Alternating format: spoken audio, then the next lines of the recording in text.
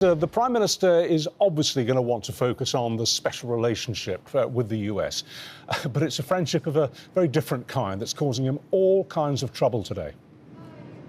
Yeah, that friendship between Lord Mandelson and Jeffrey Epstein and trouble might even be a bit of an understatement, because there are some Labour MPs who are even discussing whether the Prime Minister can make it as far as Christmas, let alone next May's potentially dangerous local elections. And the current moment of danger for the Prime Minister certainly hasn't passed, because yes, there will be this emergency 3-hour debate in the Commons today, called by the Conservatives, who accuse the government of a cover-up, say the public has a right to know what the Prime Minister knew and when. Now, Parliamentary Convention doesn't compel Keir Starmer to be there today, but he did try to address some of those questions in an interview last night, saying he did know when he appointed Peter Mandelson that he continued his relationship with Epstein after he was jailed for sex crimes, and he did know that there were emails between the two that were being investigated by the Foreign Office when he stood up and defended Peter Mandelson in Prime Minister's questions. But he said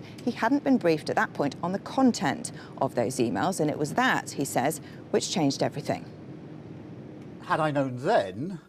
what I know now, I'd have never appointed him. Because what emerged last week were emails, Bloomberg emails, which showed that the nature and extent of the relationship that Peter Mandelson had with Epstein was far different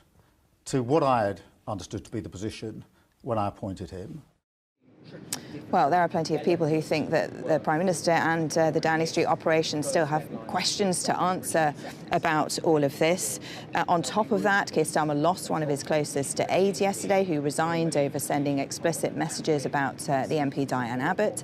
8 years ago. And don't forget, that's the third person to go in the last 2 weeks. All that is why some Labour MPs are questioning the Prime Minister's judgment and his ability to do his job. But